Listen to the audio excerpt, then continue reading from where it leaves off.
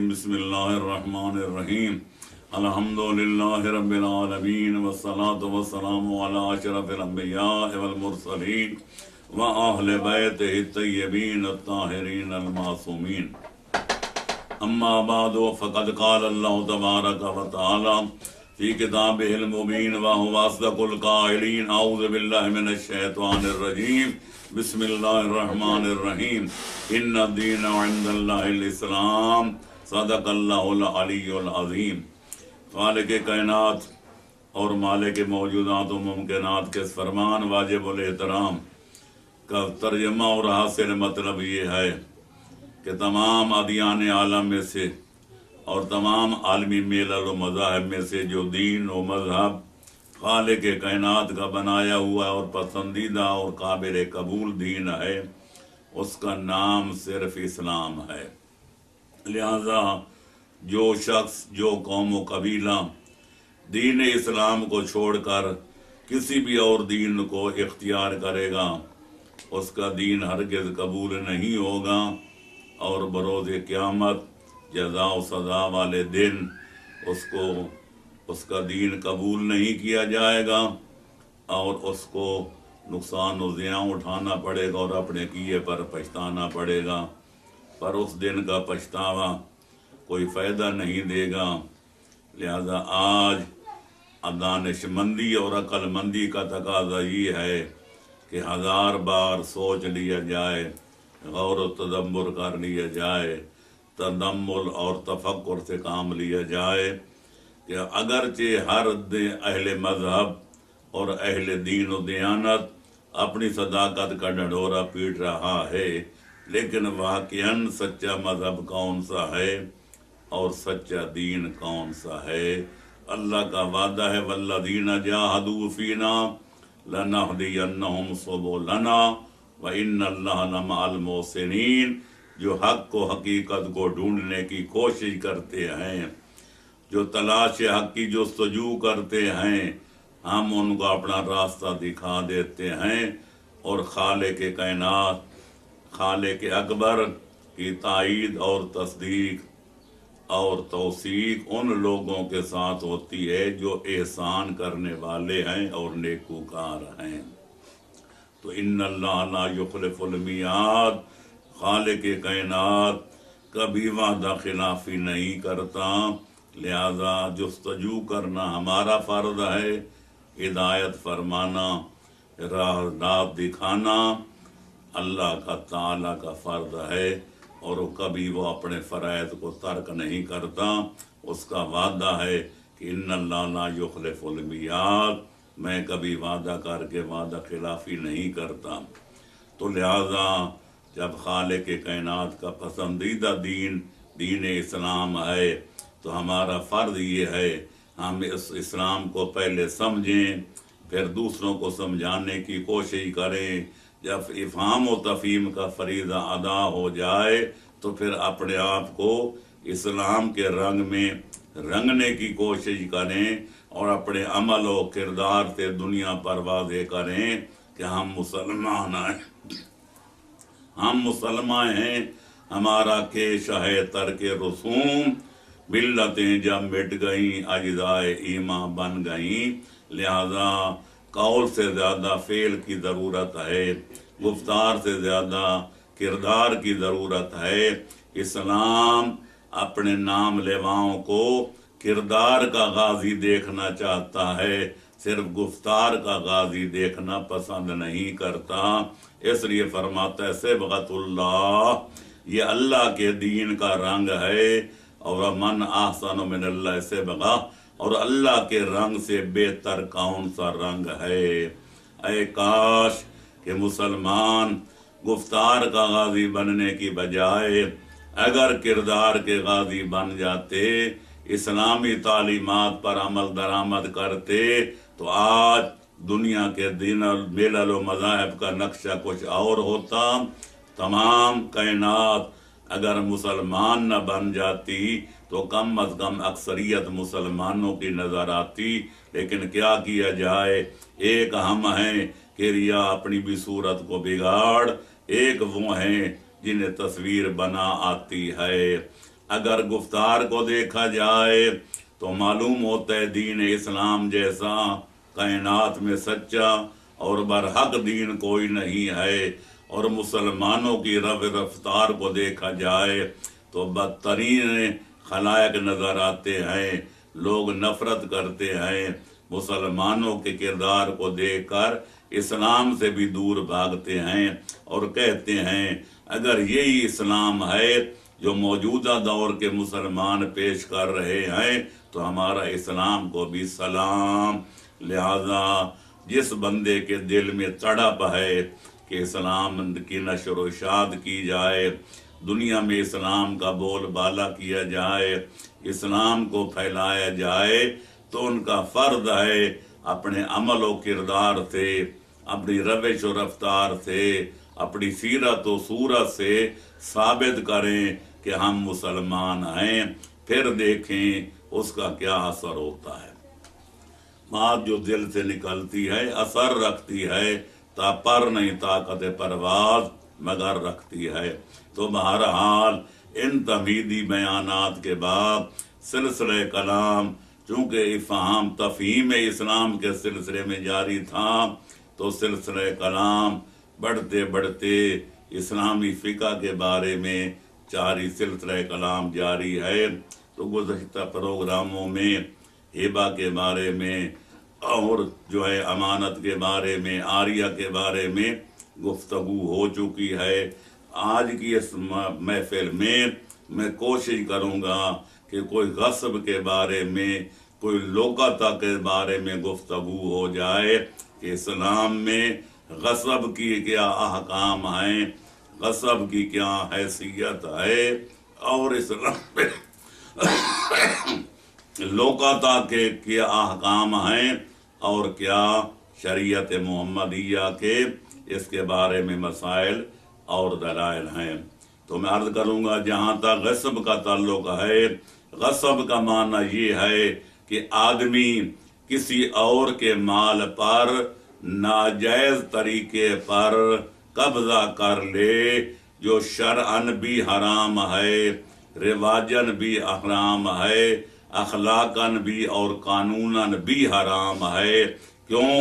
اس لیے کہ لا یحل مال امرئ مسلم الا بطیب نفس، کسی کا مال کسی کے لیے حلال نہیں ہوتا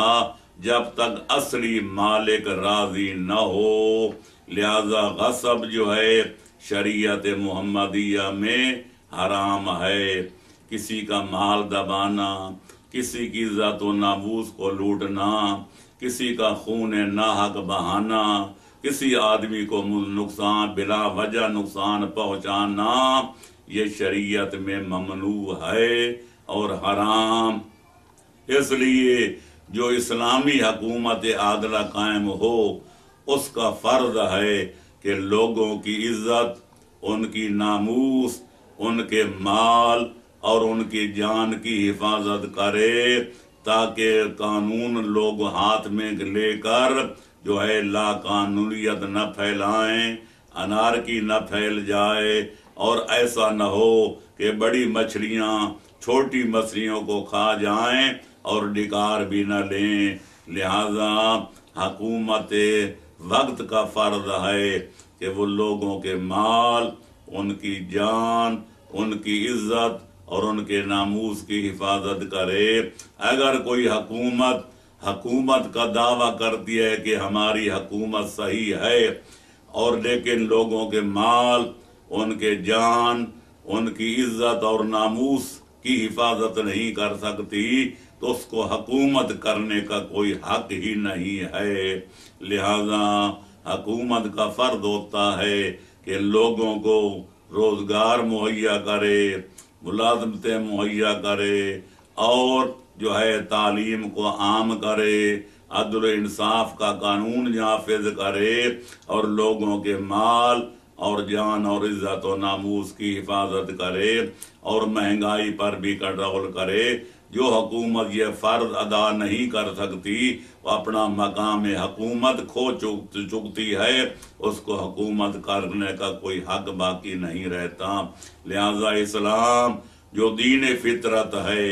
وہ اس بات کی سختی سے مذمت کرتا ہے اور فرماتا ہے لا تاکلوا اموالکم بینکم بالباطل، خبردار کسی کا مال باطل طریقے پہ نہ کھانا۔ تو باطل طریقے میں جہاں چوری شامل ہے، ڈاکہ شامل ہے، رشوت شامل ہے، فراڈ بازی شامل ہے، وہاں غصب بھی اس میں داخل ہے۔ لہذا کسی کا مال غصب کر کے اس کو اپنے تصرف میں لانا شریعت محمدیہ میں وہ جرم شنیع ہے اور وہ گناہ کبیرہ ہے کہ جب تک اصلی مالک راضی نہیں ہوگا اس غاصب کی بخشش کی کوئی امید نہیں ہے۔ چنانچہ پیغمبر اکرم صلی اللہ علیہ وآلہ وسلم فرماتے ہیں اگر کوئی آدمی کسی آدمی کی زمین کی ایک بلشت غصب کر لے تو قیامت والے دن اس زمین کے ٹکڑے کو 7 طبقوں سمیت جہنم میں ڈالا جائے گا، اور جب وہ آگ کی طرح لال پیلی ہو جائے گی تو اس کو اٹھا کر غاصب کی گردن کا طوق بنایا جائے گا اور کہا جائے گا آج ذائقہ چکھ اس مال غصبی کا جو تو نے دنیا میں کسی مسلمان کا مال غصب کیا تھا۔ اور حضرت امام زمانہ عجل اللہ تعالی فرجہ شریف سے یہ حدیث منقول ہے، فرمایا لا یجوز لأحد ان یتصرف فی مال غیرہ الا بإذنہ، کہ بغیر کسی مالک کی اجازت کے کسی کے مال میں تصرف کرنا جائز نہیں ہے۔ سابقہ روایت وسائل الشیعہ میں موجود ہے اور یہ روایت کتاب قواعد الدین کے اندر موجود ہے۔ تو بہرحال اس پر پورے عالم اسلام کا اتفاق ہے کہ کسی کا مال غصب کرنا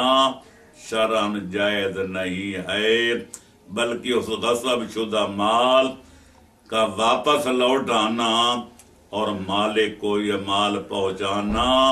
غاصب پر واجب و لازم ہے۔ لیکن اگر وہ مال تلف ہو جائے، اب اس کی کئی صورتیں ہیں۔ ایک یہ ہے کہ جب مال تلف ہو گیا اس کی قیمت واپس کرنی ہے تو قیمت جو ہے وہ عدل بدل ہوتا رہتا ہے۔ جس دن مال غصب کیا تھا اس مال کی قیمت اور تھی، اور جس دن وہ مال تلف ہوا اس کی قیمت اور تھی،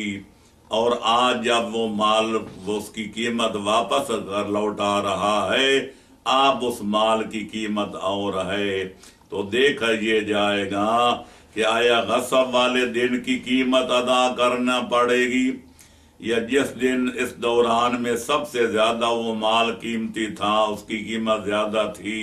اس دن کا لحاظ کیا جائے گا، یا جس دن مال تلف ہوا ہے اس دوران اس دن کی قیمت لوٹائی جائے گی، یا جس دن واپس کر رہا ہے اس دن کی قیمت کا اعتبار کیا جائے گا۔ تو اس میں فقہا کے انظار مختلف ہیں، افکار میں اختلاف ہے۔ جہاں تک تحقیق کا قول تعلق ہے اشبہ یہ ہے کہ جس دن مال غصب کیا گیا تھا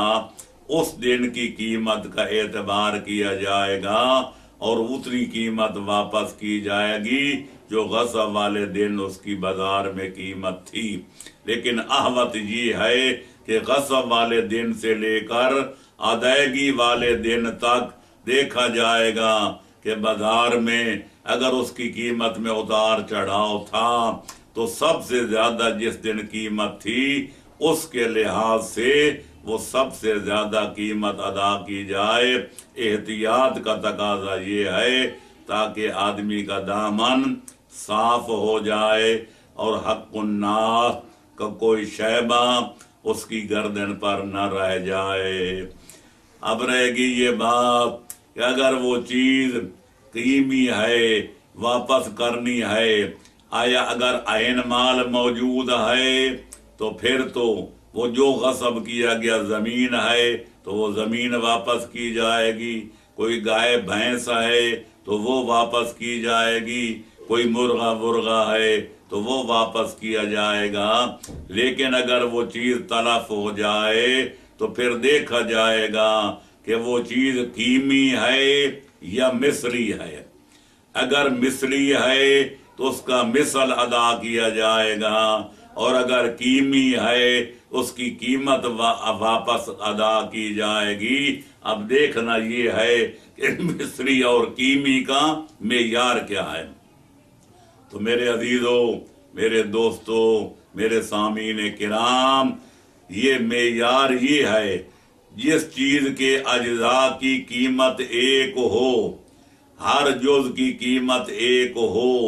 اس کو کہتے ہیں مثلی،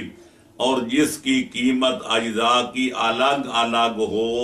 اس چیز کو کہتے ہیں قیمی۔ مثلا گندم ہے، جو ہے، جوار ہے، باجرہ ہے، سونا ہے، چاندی ہے، اس کے ہر جز کی وہی قیمت ہے جو دوسرے جز کی ہے۔ اس ماشے کی کو قیمت ہے وہی دوسرے ماشے کی ہے، اس تولے کی جو قیمت ہے وہی دوسرے تولے کی ہے، اس گندم کے اس من کی جو قیمت ہے دوسرے من کی بھی وہی قیمت ہے۔ اس کو کہا جاتا ہے مثلی۔ لہذا اگر ایک من گندم کسی کی غصب کی تھی تو ایسا ایک من اس کو دے دیا جائے گا۔ اگر ایک سونے کا تولہ غصب کیا تھا اس کو ایک تولہ سونے کا ادا کر دیا جائے گا۔ اور اگر وہ قیمی ہے جیسے حیوان، اس کے ایک جز کی قیمت اور ہے، دوسرے جز کی قیمت اور ہے۔ مثلا ایک بھیڑ یا بکری ہے، اس کے گوشت کی قیمت اور ہے، چمڑے کی قیمت اور ہے، ہڈیوں کی قیمت اور ہے۔ تو میں عرض کر رہا تھا اگر وہ چیز مثلی ہے یعنی اس چیز کے اجزاء کی قیمت ایک جیسی ہے تو پھر اس کا مثل ادا کیا جائے گا، اور اگر قیمی ہے یعنی اس چیز کے اجزاء کی قیمت الگ الگ ہے، گوشت کی قیمت الگ ہے، چمڑے کی قیمت الگ ہے، ہڈیوں کی الگ ہے، تو پھر جس قسم کی چیز غصب کی تھی، اگر گوشت غصب کیا تھا اس کی قیمت ادا کی جائے گی، چمڑا غصب کیا تھا اس چمڑے کی قیمت ادا کی جائے گی۔ تو جس قسم کی چیز غصب کی تھی اس کی قیمت کو دیکھا جائے گا کہ بازار میں اس کی قیمت کیا ہے۔ جب آدمی ادا کر دے گا تو شرعاً بری و ذمہ ہو جائے گا، اور اس کے علاوہ اور کوئی صورت نہیں ہے۔ اور یہ بھی مسئلہ ہے کہ اگر غاصب کا کوئی مال اس آدمی کے ہاتھ لگ جائے جس کا مال اس نے غصب کیا تھا، تو پھر اس کو شرعاً اجازت ہے کہ اس مالک کی اجازت کے بغیر اتنی مقدار اس کے مال میں سے حاصل کر لے، وصول کر لے جتنا اس کے غصبی شدہ مال کی قیمت تھی۔ اس میں شرعاً کوئی اشکال نہیں ہے، جو باقی بچ جائے وہ غاصب کو ادا کر دے، اور جو باقی جو اس کے مال کے برابر ہے اس کو اپنے پاس رکھ لے، اس میں شرعاً کوئی اشکال نہیں ہے۔ اور اگر یہ مسئلہ اور ہے، اور وہ یہ ہے کہ اگر غاصب اس چیز میں کوئی تغیر تبدل کرتا ہے جس سے اس چیز کی قیمت بڑھ جاتی ہے یا گھٹ جاتی ہے، تو پھر دیکھا جائے گا اگر اس نے ایسا تصرف کیا کہ جس سے اس چیز کی قیمت بڑھ گئی، مثلا اس نے سونا چرایا تھا، اب وہ سونے کو اس نے گوشوارہ بنا لیا، تو ظاہر ہے کہ گوشوارے کی قیمت زیادہ ہے، تو لہذا جب واپس کرے گا تو اس کو زیادہ قیمت جو اس نے خرچ کر کے گوشوارہ بنایا تھا کچھ نہیں دیا جائے گا، وہ گوشوارہ ہی واپس کرنا پڑے گا۔ اور اگر قیمت اس میں گھٹ جائے مثال کے طور پر وہ پہلے گوشوارہ تھا، اس نے توڑوا کے اس کو خالی سونا بنا لیا، تو اب قیمت کم ہو گئی۔ اگر قیمت کم ہو گئی ہے تو وہ تلافی کرنے کا ذمہ دار ہوگا، یا مالک کو وہ سونا لوٹائے گا۔ تو جتنا گوشوارے اور سونے کی قیمت میں تفاوت ہے، وہ تفاوت بھی اس کو ادا کرنا پڑے گا۔ اب رہے گی ایک اور صورت کہ اس نے زمین غصب کی ہے یا مکان غصب کیا ہے، اب سال یا 6 مہینے کے بعد وہ مکان مجھے زمین واپس کر رہا ہے۔ اب دیکھنا یہ جائے گا کہ اگر سال تک وہ مکان اجارے پہ دیا جاتا، کرایہ پہ دیا جاتا،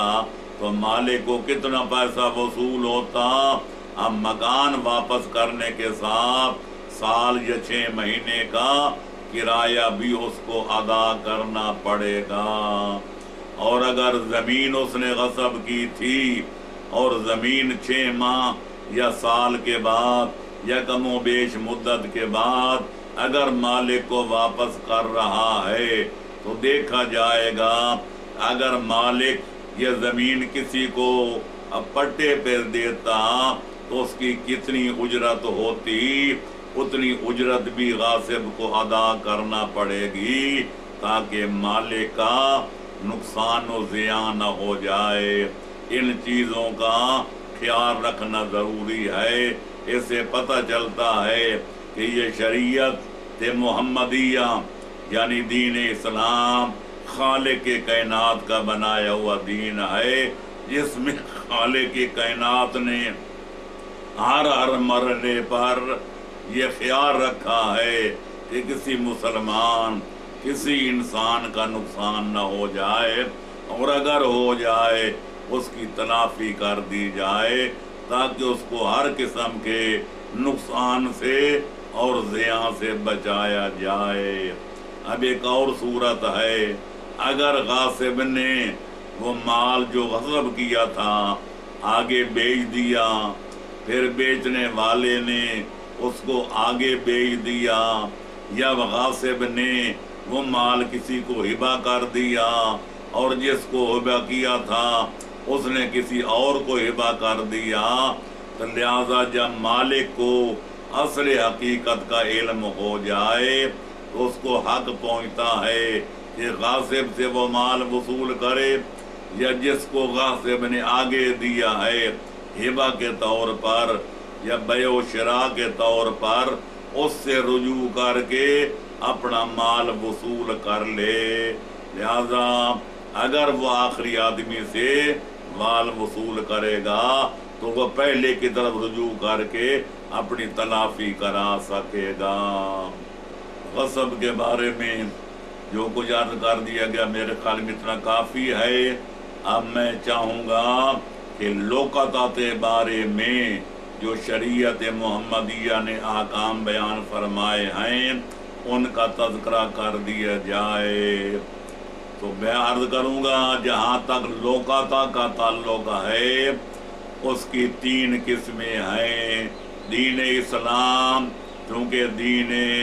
بر ہے، دین تقوی ہے، تعاون کا دین ہے، تعاضد کا دین ہے، دستگیری کا دین ہے، ایک دوسرے کی مدد کرنے کا دین ہے، ہمدردی کا دین ہے، اور اس لیے شریعت محمدیہ نے لوقطہ گرے ہوئے مال کو اٹھانے کے احکام بھی بیان کیے ہیں کہ اگر کسی کو کوئی مال گرا ہوا راستے میں مل جائے، آدمی اس کو اٹھا لے، اس کے احکام کیا ہیں۔ تو قبل اس کے کہ اس کی وضاحت کی جائے، پہلے یہ بیان کرنا ضروری سمجھتا ہوں کہ آیا اس کی قسمیں کتنی ہیں، آیا وہ گم شدہ چیز جو ملی ہے وہ کتنی قسمیں، اس کی کتنی قسمیں ہیں۔ تو میں عرض کروں گا ایک دفعہ ایسا ہوتا ہے کہ آدمی کو کوئی انسان کا بچہ ملتا ہے، ایک دفعہ ایسا ہوتا ہے کہ آدمی کو کوئی حیوان گم شدہ ملتا ہے، اور تیسری دفعہ ایسا ہوتا ہے کہ وہ نہ انسان ہے نہ کوئی حیوان ہے بلکہ اور کوئی چیز آدمی کو ملتی ہے، تو تینوں کے احکام الگ الگ ہیں، تینوں کے مسائل الگ الگ ہیں۔ آؤ بقدر ضرورت ان چیزوں کی وضاحت ہو جائے تاکہ آپ کو پتہ چل جائے کہ کسی کا گرا بڑا مال مل جائے اس کے متعلق شریعت محمدیہ کیا احکام مقرر فرماتی ہے۔ تو عرض کروں گا پہلے اس چیز کو لیتے ہیں کہ اگر آدمی کو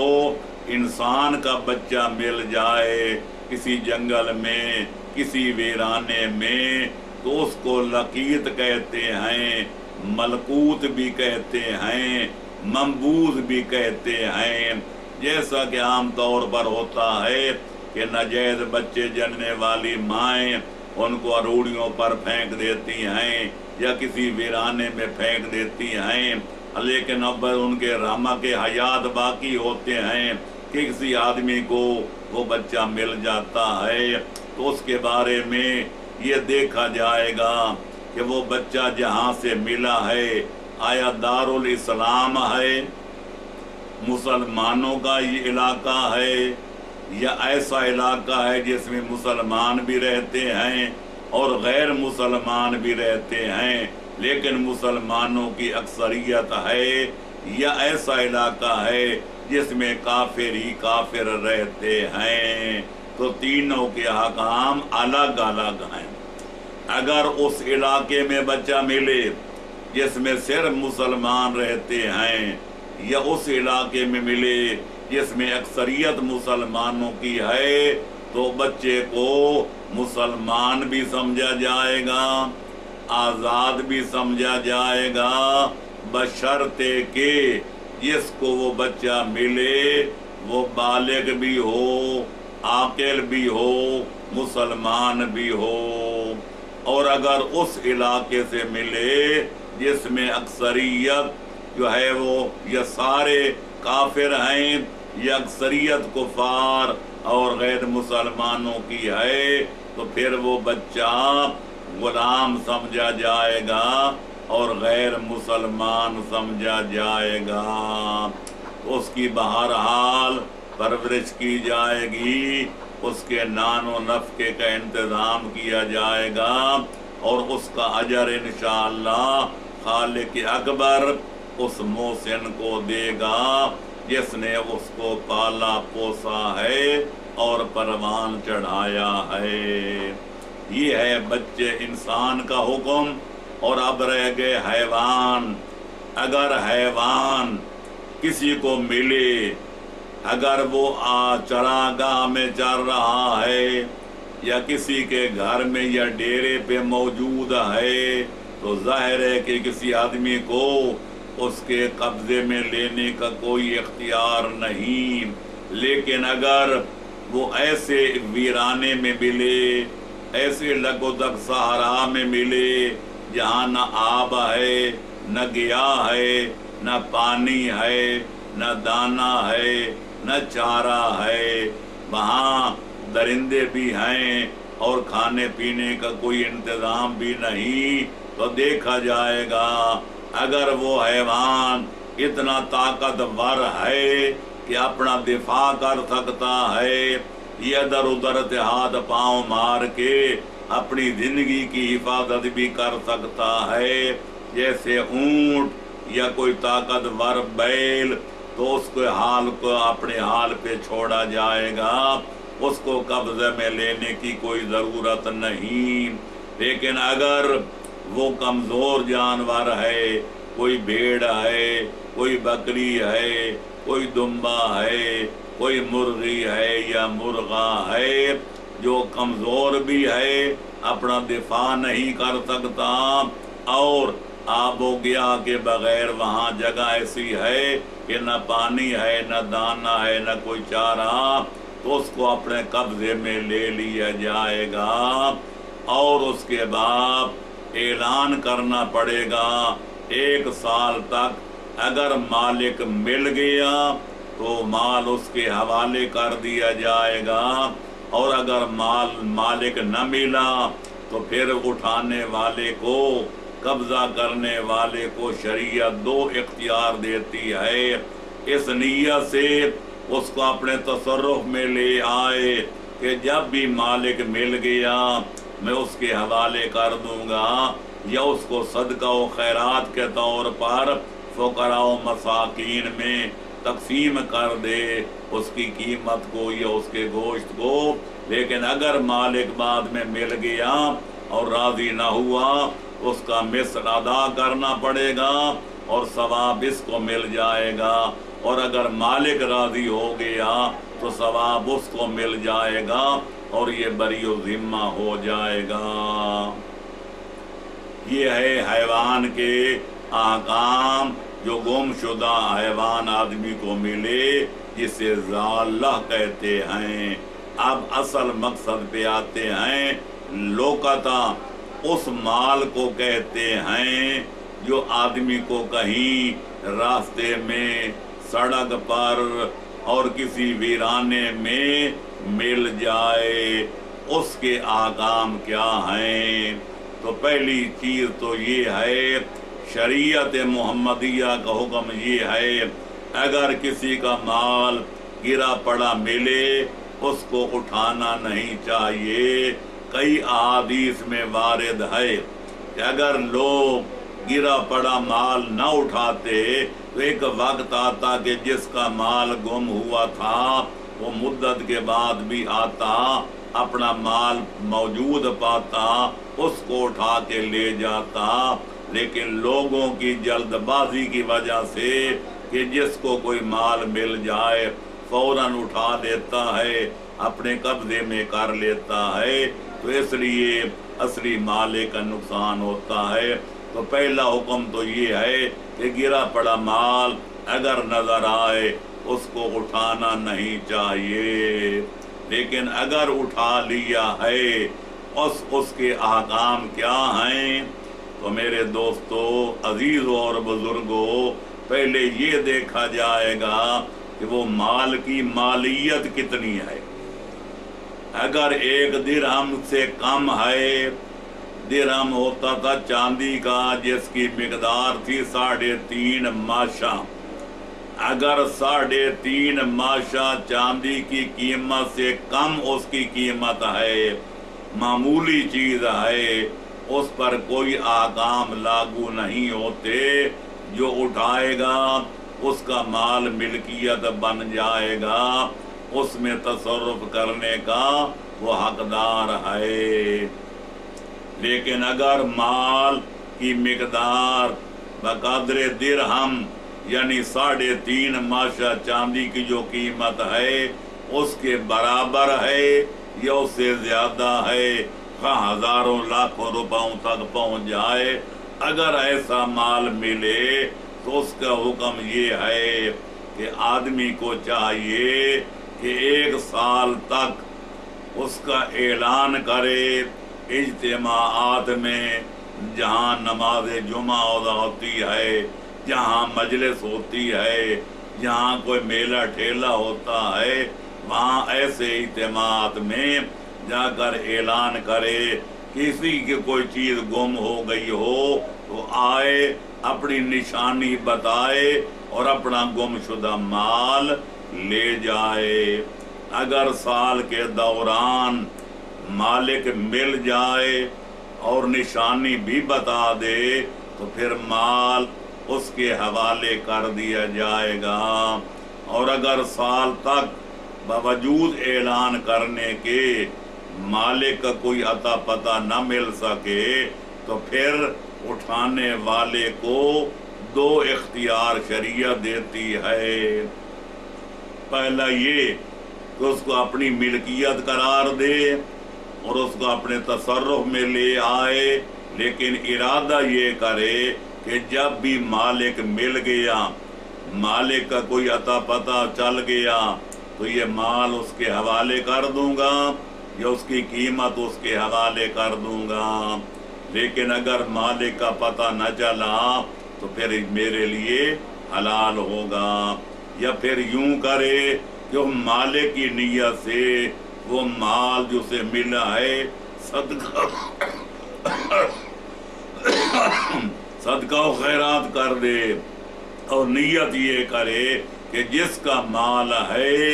اس کا ثواب، اس کا اجر اس مالک کو ملے۔ لہذا اگر بعد میں مالک کا پتہ بھی چل جائے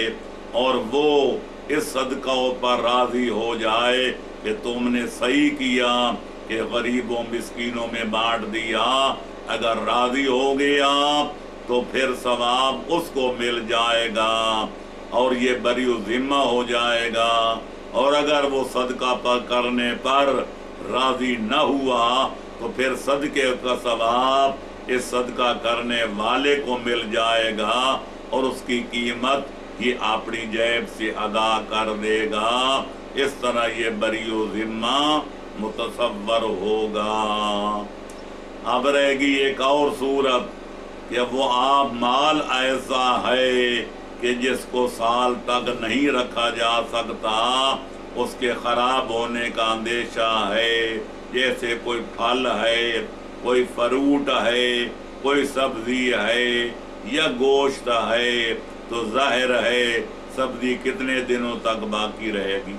گوشت کتنے دنوں تک باقی رہے گا، وہ پھل فروٹ جو کھانے کا ہے وہ کب تک صحیح حالت میں رہے گا۔ لہذا اگر اس قسم کی کوئی چیز ہے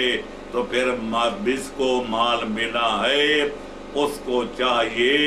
کہ نیت یہ کر لے کہ اگر مالک کبھی بھی مل گیا اس کی قیمت میں ادا کر دوں گا،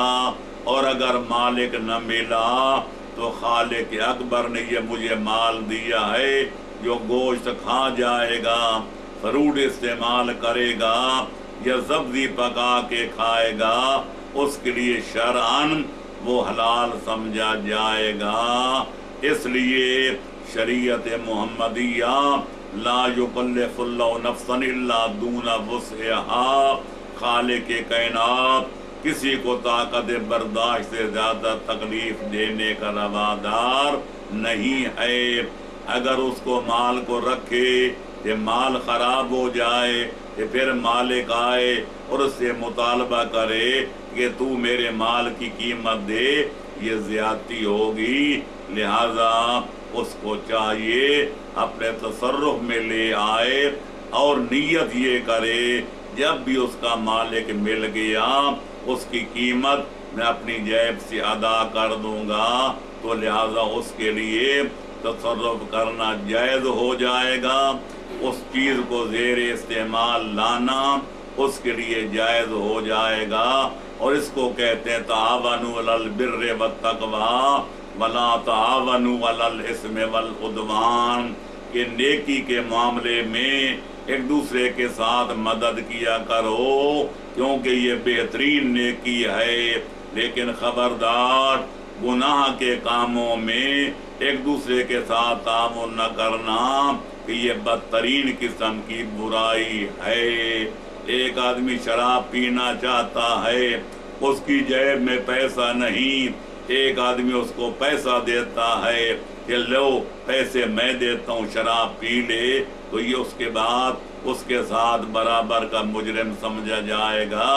اور شریک جرم سمجھا جائے گا۔ لیکن ایک آدمی روٹی کھانا چاہتا ہے پیاس سے، یا شدت پیاس سے جان دم توڑ رہا ہے، یا شدت بھوک سے اس کی جان نکلی جا رہی ہے، اس کو کھانا کھلانا، پانی پلانا، اس کی جان بچانا، یہ بہترین نیکی ہے۔ من احیا نفسا فقد احیا الناس جميعا، جو ایک بندے کی جان بچائے وہ پوری انسانیت کی جان بچانے والا تصور کیا جائے گا۔ ایک آدمی حج پہ جانا چاہتا ہے، اس کے پاس پیسے بھرا واجب ہو چکی ہے، لیکن فی الحال اس کا دست ہاتھ تنگ ہے، اس کے ساتھ تعاون کرنا۔ ایک آدمی سفر زیارات پہ جانا چاہتا ہے، اس کے ساتھ تعاون کرنا، بیمار کا علاج کرانے میں تعاون کرنا، کسی مقروض کا قرض ادا کرنے میں تعاون بڑھانا، یہ وہ نیکیاں ہیں کہ جن کا اجر खालिक कायनात दे के रहेगा, और इतना देगा कि आदमी जिसका तसव्वुर भी नहीं कर सकता। तो ली हैं लोकता के मुख्तसर अहकाम, अगर इन पर अमल दरामद किया जाए तो पहले तो किसी आदमी का नुकसान नहीं होगा, और अगर नुकसान होगा उसकी तलाफी का इंतज़ाम हो जाएगा और नुकसान से बच जाएगा। अगर इन अहकाम पर अमल किया जाए तो इंशाअल्लाह दुनिया अमन व आशती का गहवारा बन जाएगी, और दुनिया से जुल्म जौर और ज़्यादती का नामो निशान मिट जाएगा। और यही असली हदफ है हुकूमत इस्लामिया के क़याम और दवाम का, ताकि लोगों को उनके माल, उनकी जान, उनकी इज्जत और उनकी नामूस की हिफाजत की ज़मानत दी जाए। बेरोज़गारों को रोज़गार मुहैया किया जाए, जो पढ़े लिखे हैं उनको नौकरियां दी जाएं ताकि मुल्क तरक्की करे। अगर पढ़े लिखे लोगों की हौसला शिकनी की गई तो आने वाली नस्लें पढ़ने की तरफ रग़बत ही नहीं करेंगी। अगर लोगों को इलाज मुआले की सहूलतें न दी गई तो लोग हुकूमत से बदज़न हो जाएंगे। अगर उनके माल व जान की हिफाजत का इंतज़ाम न किया गया तो लोग बद्दुआएं करेंगे, क्योंकि हदीस में वारिद है यबकल मुल्क मअल कुफ्र वला यबका मअ ज़ुल्म, कि कोई मुल्क कुफ्र के साथ कायम रह सकते हैं, मुशरिक लोग जिंदा रह सकते हैं, काफिर हुकूमत कर सकते हैं, लेकिन जालिम को जुल्म के साथ हुकूमत करने का कोई हक नहीं है। और अगर है उसकी हुकूमत ख़त्म हो जाएगी, इक़्तिदार ख़त्म हो जाएगा, उसका वक़ार खाक में मिल जाएगा। इसलिए कहा गया काम आखल के खुदा के खुदा के नज़दीक इससे बढ़कर न हुई है न इबादत होगी। यही है इबादत, यही दीन व ईमान के काम आए दुनिया में इंसान के इंसान। एक और बात भी वाज़ेह करता जाऊं, अगर आदमी साल ख़त्म न हुआ हो, ऐलान कर रहा था कि उसकी मौत वाक़या हो जाए, तो फिर उसको चाहिए कि उसकी अपने वसी को वसीयत कर जाए कि मेरे पास इस किस्म का माल है, 6 महीने गुजर गए हैं मसलन, तो 6 महीने बाकी हैं, ऐलान करना। अगर मालिक पैदा हो जाए तो उसका माल वापस लौटा देना, और अगर मालिक पैदा न हो तो फिर उसको बता जाए, अपनी मिल्कियत करार दे के इसमें तसर्रुफ करना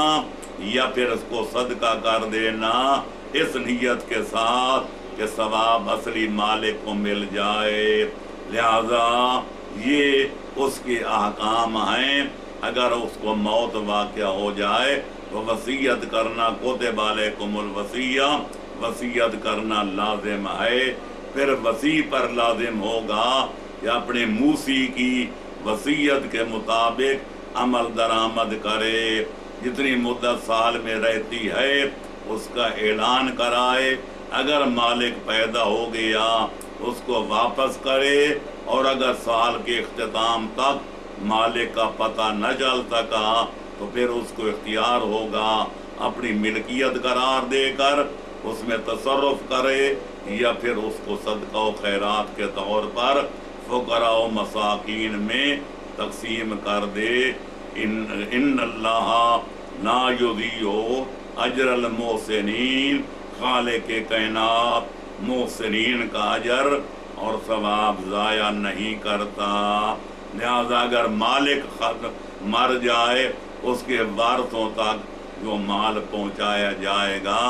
ये हैं लोकता के वाजबी अहकाम। हाँ, एक बात और भी रह गई, एक आदमी अगर कोई जानवर खरीद कर लाता है वो किसी आदमी से, लेकिन जब उसको ज़बह करता है उसके पेट से کوئی مال برآمد ہوتا ہے، سونا یا چاندی یا اس قسم کی کوئی قیمتی شے، تو جس نے بیچا تھا اس کی طرف رجوع کیا جائے گا۔ اگر وہ دعویٰ کرے یہ مال اس کا ہے، اس کو واپس لوٹا دیا جائے گا۔ اور اگر وہ دعویٰ نہ کرے کہ میرا مال نہیں ہے، تو پھر جس نے خریدا ہے اور جس جانور کے پیٹ سے وہ مال برآمد ہوا ہے، یہ خریدار کا مال سمجھا جائے گا۔ ایک آدمی دریا سے یا کسی تالاب سے جا کر مچھلی پکڑ کے لاتا ہے، اور جب مچھلی پکڑ کے لاتا ہے اس کے پیٹ سے کوئی موتی یا مونگا یا کوئی ہیرا برآمد ہوتا ہے، تو ظاہر ہے وہ دریا کسی کی ملکیت نہیں تھا، جو تالاب تو عمومی تھا، کسی خاص آدمی کی ملکیت نہیں تھا۔ تو مچھلی کے پیٹ سے جو کوئی قیمتی شے برآمد ہوگی، وہ اس مچھلی جو ہے شکار کرنے والے کی ملکیت، وہ مال سمجھا جائے گا۔ اس کے لیے شرعاً مباح ہے، وہ جتنا بھی قیمتی ہے، خالق اکبر نے اس کو اس بہانے وہ رزق عطا کیا ہے۔ وَيَرْزُقُ مَن يَشَاءُ بِغَيْرِ حساب، اس کا کوئی ذریعے محدود نہیں ہے، وہ جس طرح چاہے کسی کو فائدہ پہنچا سکتا ہے، رزق عطا فرما سکتا ہے، اس میں زیادتی بھی کر سکتا ہے، کمی بھی کر سکتا ہے۔ یبسط الرزق لمن یشاء ویقدر، جس کا چاہتا ہے وہ رزق بڑھا دیتا ہے، جس کا چاہتا ہے گھٹا دیتا ہے۔ آدمی کا ہر حال میں فرض یہ ہے کہ جس حالت میں خدا رکھے اس پر راضی برضائے خدا نظر آئے، کیونکہ اللہ کے فیصلے پر ناگ بھوں چڑھانا کسی بندے کا کام نہیں ہے۔ جو اللہ کے فیصلے پہ راضی نہیں ہو رہ سکتا، وہ خالق اکبر کا بندہ کہلانے کا روادار نہیں ہے۔ یہی وجہ ہے کہ حدیث قدسی میں ہے کہ میرا حبیب لوگوں کو بتا دو، من لم یرضا بقضائی ولم یصبر علی بلائی فلیخرج من ارضی و سمائی ولیطلب ربا سواج۔ جو بندہ میرے قضاء و قدر پر فیصلے پر راضی نہیں رہ سکتا، جو میری عطا کردہ نعمتوں کا شکریہ ادا نہیں کر سکتا، جو میری نازل کردہ مصیبتوں پر صبر و ضبط سے کام نہیں لے سکتا، اس کو کہہ دو میری زمین سے نکل جائے، میرے آسمان سے باہر چلا جائے، اور جا کر ایسا خدا تلاش کرے جو اس کی مرضی کے مطابق فیصلے کرے۔ لیکن اگر میرا بندہ بن کے رہنا ہے، میرے ملک میں رہنا ہے، میری زمین میں رہنا ہے، تو پھر میرے فیصلے پر راضی رہنا پڑے گا، میری عطا کردہ نعمتوں کا شکریہ ادا کرنا پڑے گا، اور میری نازل کردہ مصیبتوں پر صبر و ضبط سے کام لینا پڑے گا۔ ہم خالق کائنات کی بارگاہ میں دعا کرتے ہیں کہ ہمیں محمد و آل محمد کے وسیلہ سے، ان کے صدقہ و محبت سے اپنے فیصلوں پر راضی رہنے کی توفیق عطا فرمائے، اس کی عطا کردہ نعمتوں پر شکریہ ادا کرنے کی سعادت عطا فرمائے، اور اپنی نازل کردہ مصیبتوں پر صبر و ضبط سے کام لینے کی سعادت عطا فرمائے۔ ذالک فضل اللہ یؤتیہ من یشاء